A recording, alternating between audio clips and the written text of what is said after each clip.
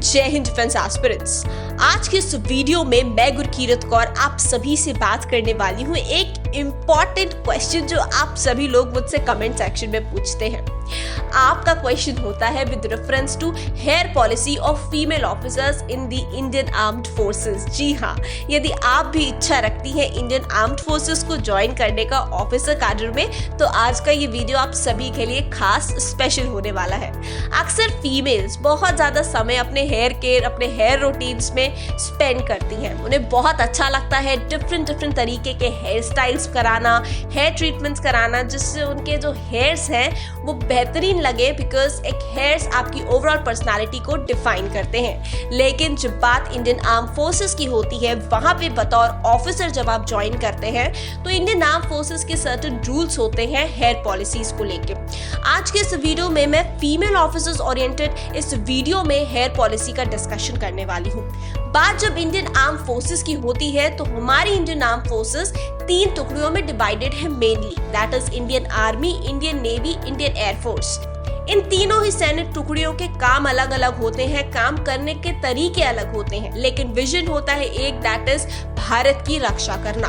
और जब बात करते हैं इन तीनों सैन्य टुकड़ियों को ज्वाइन करने की, तो आप आर्मी हो, चाहे नेवी हो या फिर एयरफोर्स हो, उनको ज्वाइन करने से पहले ट्रेनिंग अकेडमीज में जाते हैं, जहां पे आपको तैयार किया जाता है, आपकी पर्सनालिटी को रिपेयर किया जाता है और आपको टर्न अप कर दिया जाता है एक वेल ग्रूम्ड ऑफिसर में, जो कि सभी जिम्मेदारियों को उठाने के काबिल बन सके।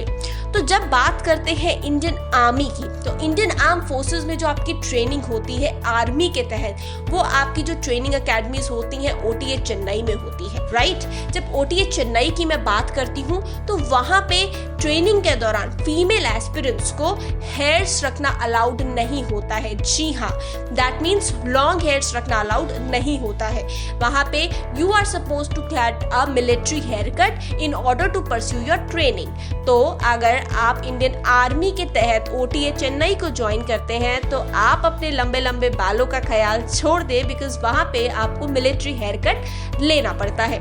साथ ही साथ में एक रिसेंटली जो ऑर्डर पास हुआ है honourable supreme court of India का फॉर द NDA एग्जामिनेशन, मैं उसके बारे में भी बताना चाहती हूँ कि NDA में जब बॉयज जाते हैं तो वहां पे मिलिट्री कट लेना कंपल्सरी हो जाता है। तो डेफिनेट सी बात है, हमारी यही एक्सपेक्टेशन है कि NDA में फीमेल्स की एंट्री के साथ मिलिट्री कट उनके लिए भी पर्टिकुलर हो जाएगा। And then girls under 18 be ready for your military hair cut and be ready to rock the world. Then I would like to tell you about the Indian air force. बात यदि Indian air force की करते हैं तो air force की academy है, that is Indian air force academy में training होती है आपकी, राइट। बट एयरफोर्स में आपको ये थोड़ा सा प्रिविलेज मिल जाता है कि यदि आपने हेयर कट्स कराने हैं तो आप करा सकते हैं, else there is no compulsion.